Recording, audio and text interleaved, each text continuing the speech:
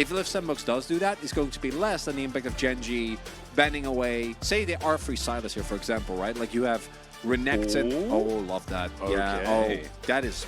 Okay, that's a really good pickup by Sandbox. Because this is, as we said, the Silas, but it is made a lot worse by the fact that now you're playing short-range composition into Xayah. Yeah. So and that feels liking the drop from Sandbox a lot already. Absolutely. And they're the ones with the Maokai now as well, which is pretty good for just a go button. Nature's Grasp is just a pretty powerful tool, and you compare that with the Ash Arrow as well, not to mention Blade Caller and stuff like that. I think that this first 3 picks from Live Sandbox is infinitely better than what they came up with in game number 1. But now, you have to follow that up by picking good stuff for their solo lanes. We'll see what they're going to be able to get there. Not going to be Kassadin, as the Pike is also going to be taken away from Lospa. Saw Pike in our last series. Wasn't exactly the greatest, but they are respecting it again. Might just be S-Karma otherwise. Why not? I mean, S-Karma is great. Yeah, I don't mind going S-Karma here at all. I think that, obviously, Karma, not favored into the Ashe. Ashe has so much offensive power that it can be tough for Karma to outtrade with her. But you can somewhat shove, and more importantly, Ezreal does like to play on the outskirts of fights, is not going to have as much of a problem into the Xayah either, and has a really strong build at the moment. Essence Reaver, Quick Blades is the nuts. Really, really strong early spike. or you just go more all in. Yeah. So this is Nautilus or Leona. If you manage to... Oh my god, the Sandbox draft. If you manage to if you manage to get the Bladewell off, to deny both Featherstorm and Arrow, happening. Though? Could you imagine that? This is such a comp gap from Sandbox here. Oh my... Oh. Okay, well, Cassante is better, but I would love the Gragas here. The amount of this... The problem with Gragas, I think, is the playing in Samira is going to feel really bad because a lot of your... Yeah, this is... A lot of your skill set... Why are we draft gapping so hard in both directions in this series? Oh my god. Yeah, because now you're playing a full all-in comp into Xayah and Talia and Maokai. Yeah. That's not going to be fun. I mean, the Gen.G comp does what it does very well, and if Sandbox make mistakes, they will still get blown up, so I am not calling this one, but as far as... You know, what we said in the previous game as well, if Sandbox play this one out a lot cleaner, their comp is really good. Wait, holy lord! They're playing Sedge mid! They're playing Dark Harvest Silas jungle! Alright! Oh, that's so hype. It's not, okay. It's not better though. I don't think it's better, but I do like it. I would have not minded either Aftershock or a cheeky spellbook. Oh, there he goes. That's a grass proc. That's one. Keep counting. He just presses Q. Come on, chat. That's one. Her. And then you get the grass proc. And then you get pushed out of lane. Oh, here we go. Okay, Q. 5 seconds. It's going to be another grass proc. It's going to happen. This is absolutely crazy. Okay, chat. Every grass proc, okay? Okay, well, right now we can't see. Oh, here we go. We're engaging. The Ignite's already down onto plan B. Can they actually get the kill, though, is the question. Is Carpe. Oh, the last auto will do it. Diablo. Can he actually answer this? The Flash needs one more auto. And there it is now. Lospa desperately wants that Bandage Toss cooldown to come back up again. He's got it. He's got it. Can he find it? There it is. Immediately the cleanse comes through. And Diablo can push it back. 1-for-1 on the bottom side, but the 80 carries alive on the Live Sandbox side of things. Hasn't been able to pick up that much CS because he was, finding Lost Path. And also Amumu is level 3, which isn't really relevant, but is very fun. Whoa, he's flashing. All right, we're diving forward. There's the dash, and there's another kill. Carpe grabs it, and he's outside of turret range. You love to see it. We're not going to be starting off any dragons or anything like that. So, clearing out probably Wolves and top side of the map. And we'll see whether the bottom lane will survive for that long. As there's an ult out of Diok. Okay, Zest slicing, dicing, trying to get out of there. Looks like we're not going to have the solo kill, but he does get the flash.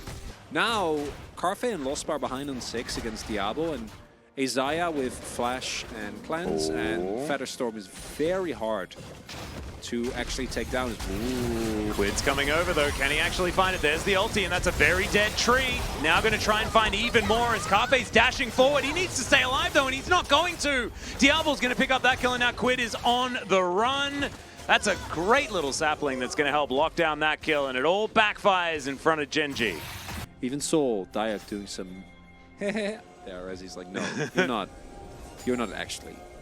That's not real. No, and it wasn't. As Zest now going to grab his Black Cleaver. That's going to be completed. First item. Kind of like it. Into the Gore Drinker is item number 2. Squid. Grass prop? No. Very unfortunate. I'll have to wait for that passive to come back up before he feels that brave yet again. Winner getting closer to his Night Harvester. Ooh, arrow going to be collected there by Winner as, oh dear, he's just going to get delivered. That's ultimate that you're not really all that proud of there. And the Permafrost is going to at least allow the Amumu to survive, but Live Sandbox, this is really looking like they're turning this game. Because this Silas is not that capable of doing very much at all. Yeah, gonna take a guess and assume that Winner thought that arrow wouldn't hit him because he does a flash. And it kind of looked like it wouldn't initially. He walked into it though a little bit. He's just kind of getting a bit smashed in this lane at this point in time, is good old Renekton. Yeah, I do think you know that that is happening when opting into the matchup. Cassandra just kind of smashes everyone. This is a really big moment. You need to win this skirmish. They're still ahead, and they have a fat Samira. Oh no. That's another one. Well, Winner's going to be able to throw his ult out as well. There's the Nature's Grasp coming through as Lospa is going Can in. he find the backline? He's seen by the rest of the team now as there's the Glacial Prison, the flash ult. He's not wasting any time as they lock down the tree. The flash forward from Quid, but Diablo's popping off. He flashes out. Another bandage is going to land, but is it going to be enough to win them the fight? The answer is absolutely not, as Carpe's already dead. Lospa running for the hills. And I think it's Gen.G that needs a plan B, not Live Sandbox. That was so well done there by Diablo. Fight looked doomed from the get-go. And even though he goes down, want you to pay attention when we go and look to the replay. Zest is just minding his own beeswax. Doesn't really seem to be bothered by anything happening on the rest of the Rift. Vincenzo's in that fight. You need this fight. You need to win for Gen.G. Very, very important. Important, rather. Quid's already teleported in, so they know. As Winner picks up an ulti, exactly. Asher are going to be there. He doesn't have level 11, so... The order with a dream. Okay, Vincenzo off to the side. And yeah, can Lospa do it? Is the Sad Mummy going to be able to turn the tides on this one? They're going to pick it up. Yeah, it looks like Live Sandbox are just not willing to fight for it, as the Amumu is finally going to be put on vision. Does know that he's being seen as he can get in there. There we go. Bandage toss comes through. They're still fighting for the Drake. They're going to be able to lock that one down. And now the Glacial Prison comes in. The flash ult from the Amumu as well. He breaks his stopwatch, keeps himself alive. The Samira still up as well. Carpe, oh, he gets the S rank, but doesn't manage to survive. Just gets Cassante. There's the flash forward. Quid gonna lock down the support. You love to see it, but Live Sandbox still gonna walk away with a W in this fight. Not going to quite get there on that turret tech, because Zest is going to be able to even it out. And now Live Sandbox is starting this one off. Let's see whether this Baron is going to survive. Ooh, turns really good. And again, remember, Gen.G very short range here.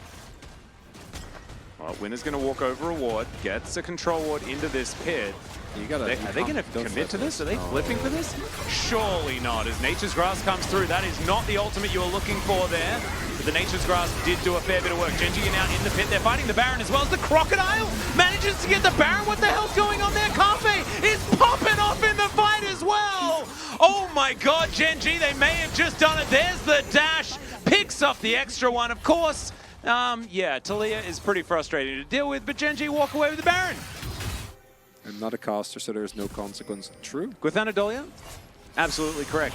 Although I'm reading what you're saying, and so therefore maybe we can make some consequences by banning you forever from the chat. That's mean. I could, but I mean, I'm just saying. I have that power. Corn is the most. Where does that come from? I don't know. It's probably soy, but corn? No, it's probably soy, as in the most versatile crop on the planet. The most versatile crop? Yeah, probably.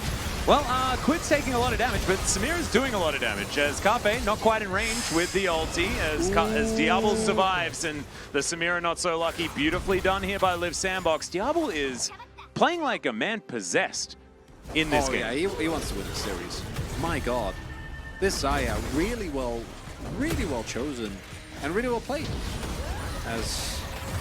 All right, we're going for even more here as Goody is going to push them back. That seismic shot just fantastic as Daya just doing some Cassante things. Flash forward from Zest. What the heck? There goes the Silas.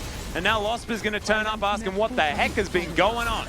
That was such a disgusting combo from Sandbox, because what happened was you had the Talia Unraveled Earthdown. Don't you dare go for Nash, by the way. Don't you dare. I looked for the Sejuani ultimate in the jungler position. I'm too used to it.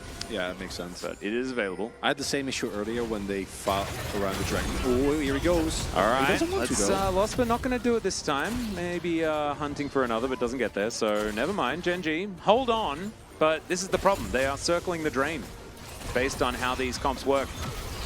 And it's going to be another one of those turrets falling down. It's going to tank the ultimate. Seismic Shot pushes him back. And he's just dead. From 50% to 0. Yeah, I'm going to assume that Carfe didn't have... Hold on.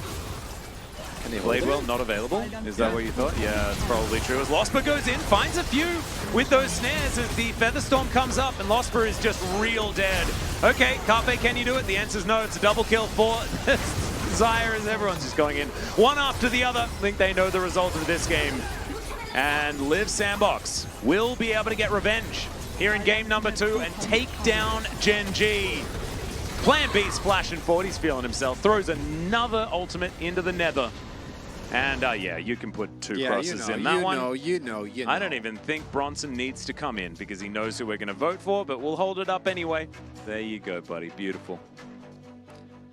And overall, I gotta say, Atlas, incredibly well done by Sandbox. Good draft, good gameplay. And this note was with its Talia who built Crown and Merc Threads. Yeah. This was not a damage build Talia, and you still see the impact that it had, but... The amount of damage done by everyone on Liv Sandbox, like, outstrips everyone else by double. It was just like, it's great crazy. Gameplay, right? Diok also getting a ton of early aggression down, really frontlining for his team very well in the later fights. Wonderful. Unsurprisingly. Absolutely. Impeccable teamfight positioning. Really well done here from Diablo on the Xayah. Built the good items as well. Just everything. Ticking all the boxes is good old Diablo. And when he does play well, things look great for Liv Sandbox. He's so hit or miss, this player. I feel like you get a different version of him every time you load onto the Rift. But this time around, it was a heads, and it looks great when he hits it.